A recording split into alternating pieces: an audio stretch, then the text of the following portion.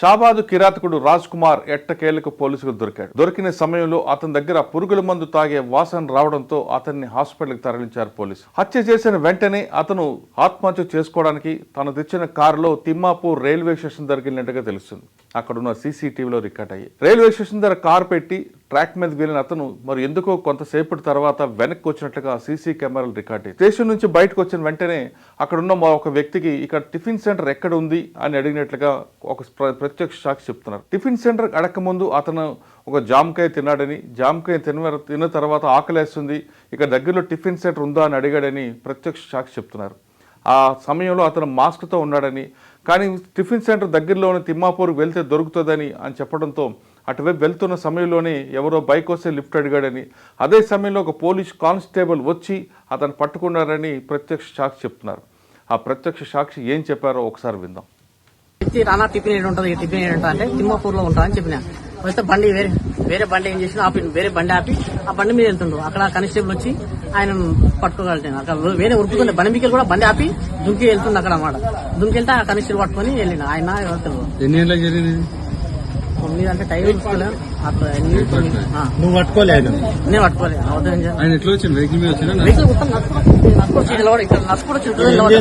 జామకాయ తిని చేత పట్టుకుని ఒకటి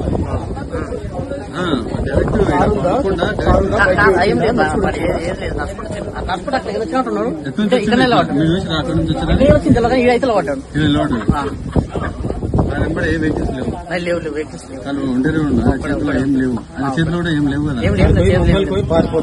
పారిపోతుంటే ఆయన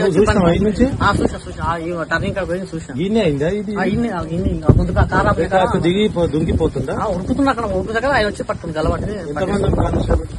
ఒకటే ఎక్కువ ఆయన వేరే వ్యక్తి బైక్ మీద వచ్చిందా?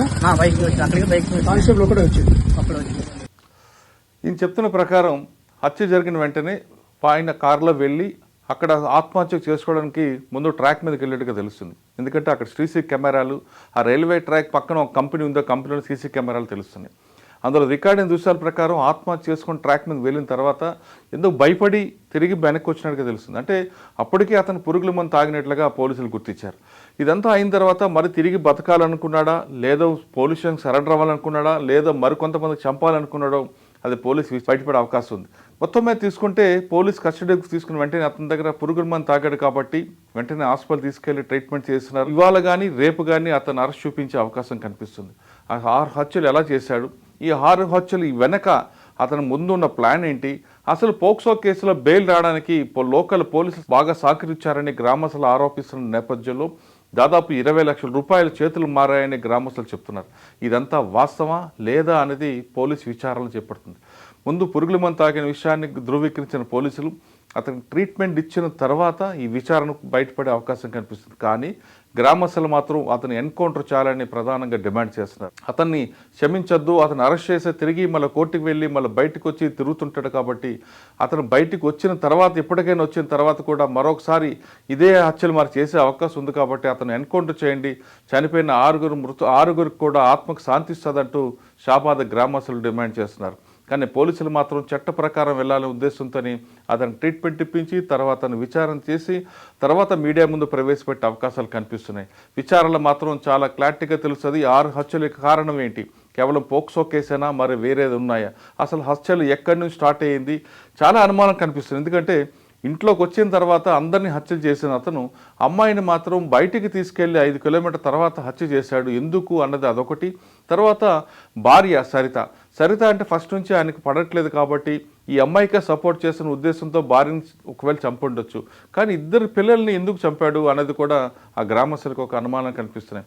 ఈ 6 హత్యలు చేసిన తర్వాత అతను ఆ కారులో ఎక్కడి వరకు వెళ్ళాడు, ఆ కారులో తిమ్మాపూర్ స్టేషన్ దగ్గర కారు ఎందుకు పెట్టాడు, రైల్వే ట్రాక్ మీదకి వెళ్ళి ఎందుకు వెనక్కి వచ్చాడు, రైల్వే ట్రాక్ వెళ్ళక ముందు పురుగుల మందు తాగాడా తర్వాత తాగాడా, ఒకవేళ తాగుంటే చనిపోవాలనుకుంటే మళ్ళీ బయటకు వచ్చి స్టేషన్ నుంచి జామకాయ తినడం ఏంటి, ఆకలేస్తుందని టిఫిన్ అడగడం ఏంటి, ఇవన్నీ కూడా అనుమానాలు దావిస్తుంది. కాబట్టి ఇవన్నీ కూడా పోలీసు విచారణలో బయటపడుతుంది.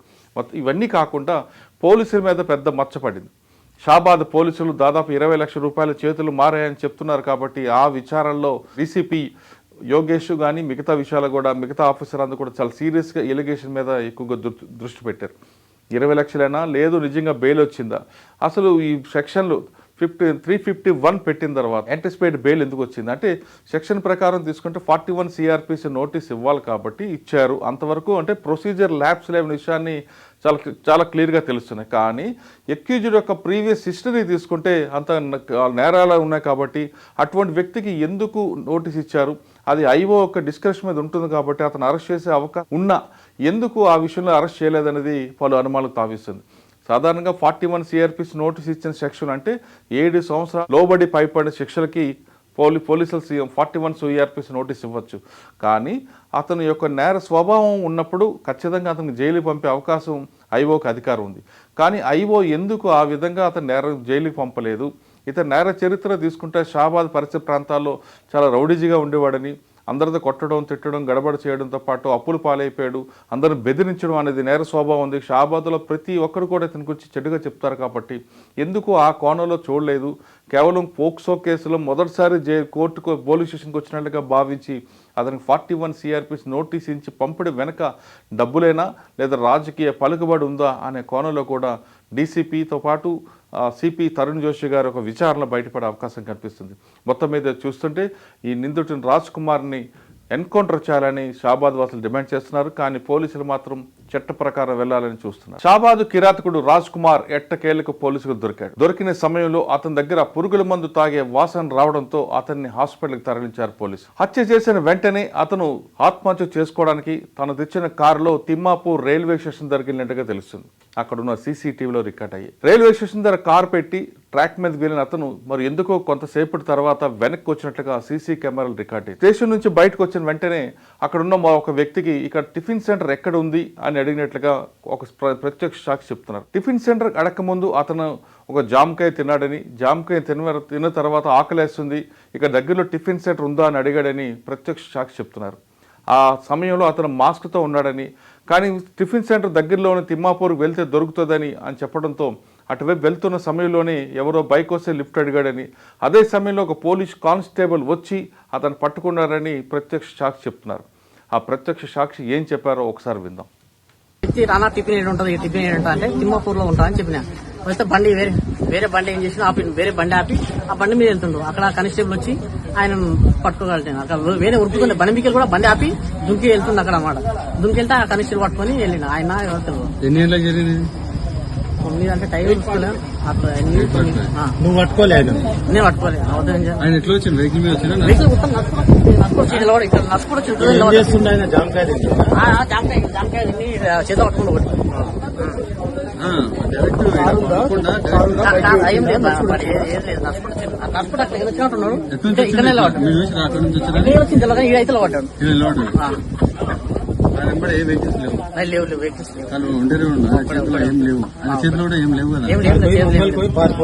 పారిపోతుంటే ఆయన టర్నింగ్ కాడ పోయి చూసాను.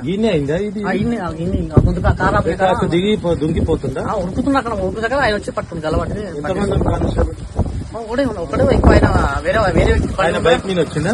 బైక్ మీద వచ్చి అక్కడికి బైక్ మీద కానిస్టేబుల్ ఒకటే వచ్చింది. అప్పుడు వచ్చి ఈయన చెప్తున్న ప్రకారం హత్య జరిగిన వెంటనే ఆయన కారులో వెళ్ళి అక్కడ ఆత్మహత్య చేసుకోవడానికి ముందు ట్రాక్ మీదకి వెళ్ళేట్టుగా తెలుస్తుంది. ఎందుకంటే అక్కడ సీసీ కెమెరాలు, ఆ రైల్వే ట్రాక్ పక్కన ఒక కంపెనీ ఉందో, కంపెనీలో సీసీ కెమెరాలు తెలుస్తున్నాయి.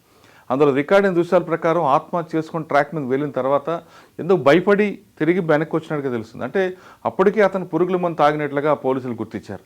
ఇదంతా అయిన తర్వాత మరి తిరిగి బతకాలనుకున్నాడా, లేదా పోలీస్ స్టేషన్కి సరెండర్ అవ్వాలనుకున్నాడా, లేదా మరికొంతమంది చంపాలనుకున్నాడో అది పోలీసు బయటపడే అవకాశం ఉంది. మొత్తం మీద తీసుకుంటే పోలీస్ కస్టడీకి తీసుకుని వెంటనే అతని దగ్గర పురుగుల మందు తాగాడు కాబట్టి వెంటనే హాస్పిటల్ తీసుకెళ్లి ట్రీట్మెంట్ చేస్తున్నారు. ఇవాళ కానీ రేపు కానీ అతను అరెస్ట్ చూపించే అవకాశం కనిపిస్తుంది. ఆ 6 హత్యలు ఎలా చేశాడు, ఈ 6 హత్యలు వెనక అతను ముందున్న ప్లాన్ ఏంటి, అసలు పోక్సో కేసులో బెయిల్ రావడానికి లోకల్ పోలీసులు బాగా సహకరించారని గ్రామస్తులు ఆరోపిస్తున్న నేపథ్యంలో దాదాపు 20 లక్షల రూపాయల చేతులు మారాయని గ్రామస్తులు చెప్తున్నారు. ఇదంతా వాస్తవా లేదా అనేది పోలీసు విచారణ చేపడుతుంది.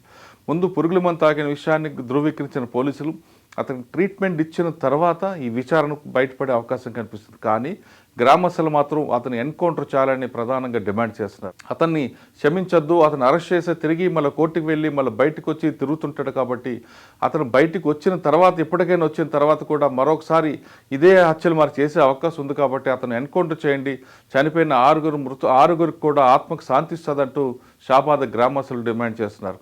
కానీ పోలీసులు మాత్రం చట్ట ప్రకారం వెళ్ళాలనే ఉద్దేశంతో అతను ట్రీట్మెంట్ ఇప్పించి తర్వాత అతను విచారణ చేసి తర్వాత మీడియా ముందు ప్రవేశపెట్టే అవకాశాలు కనిపిస్తున్నాయి. విచారణలో మాత్రం చాలా క్లారిటీగా తెలుస్తుంది 6 హత్యలకు కారణం ఏంటి, కేవలం పోక్సో కేసేనా మరి వేరేది ఉన్నాయా, అసలు హత్యలు ఎక్కడి నుంచి స్టార్ట్ అయ్యింది, చాలా అనుమానం కనిపిస్తుంది. ఎందుకంటే ఇంట్లోకి వచ్చిన తర్వాత అందరినీ హత్యలు చేసిన అతను అమ్మాయిని మాత్రం బయటికి తీసుకెళ్లి 5 కిలోమీటర్ తర్వాత హత్య చేశాడు. ఎందుకు అన్నది అదొకటి. తర్వాత భార్య సరిత అంటే ఫస్ట్ నుంచి ఆయనకు పడట్లేదు కాబట్టి ఈ అమ్మాయికే సపోర్ట్ చేసిన ఉద్దేశంతో భార్యని ఒకవేళ చంపుండొచ్చు. కానీ 2 పిల్లల్ని ఎందుకు చంపాడు అన్నది కూడా ఆ గ్రామస్తులకు ఒక అనుమానం కనిపిస్తున్నాయి. ఈ 6 హత్యలు చేసిన తర్వాత అతను ఆ కారులో ఎక్కడి వరకు వెళ్ళాడు, ఆ కారులో తిమ్మాపూర్ స్టేషన్ దగ్గర కారు ఎందుకు పెట్టాడు, రైల్వే ట్రాక్ మీదకి వెళ్ళి ఎందుకు వెనక్కి వచ్చాడు, రైల్వే ట్రాక్ వెళ్ళకముందు పురుగుల మందు తాగాడా తర్వాత తాగాడా, ఒకవేళ తాగుంటే చనిపోవాలనుకుంటే మళ్ళీ బయటకు వచ్చి స్టేషన్ నుంచి జామకాయ తినడం ఏంటి, ఆకలేస్తుందని టిఫిన్ అడగడం ఏంటి, ఇవన్నీ కూడా అనుమానాలు దావిస్తుంది. కాబట్టి ఇవన్నీ కూడా పోలీసు విచారణలో బయటపడుతుంది. ఇవన్నీ కాకుండా పోలీసుల మీద పెద్ద మచ్చపడింది.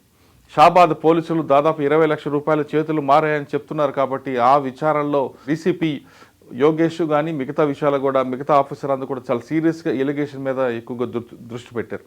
20 లక్షలైనా లేదు నిజంగా బెయిల్ వచ్చిందా, అసలు ఈ సెక్షన్లు 351 పెట్టిన తర్వాత యాంటిసిపేట్ బెయిల్ ఎందుకు వచ్చింది అంటే సెక్షన్ ప్రకారం తీసుకుంటే 41 సిఆర్పిసి నోటీస్ ఇవ్వాలి కాబట్టి ఇచ్చారు. అంతవరకు అంటే ప్రొసీజర్ ల్యాబ్స్ లేని విషయాన్ని చాలా క్లియర్గా తెలుస్తున్నాయి. కానీ ఎక్యూజ్డ్ యొక్క ప్రీవియస్ హిస్టరీ తీసుకుంటే అంత నేరాలు ఉన్నాయి కాబట్టి అటువంటి వ్యక్తికి ఎందుకు నోటీస్ ఇచ్చారు, అది ఐఓ ఒక డిస్కషన్ మీద ఉంటుంది కాబట్టి అతను అరెస్ట్ చేసే అవకాశం ఉన్నా ఎందుకు ఆ విషయంలో అరెస్ట్ చేయలేదనేది పలు అనుమానాలు తావిస్తుంది.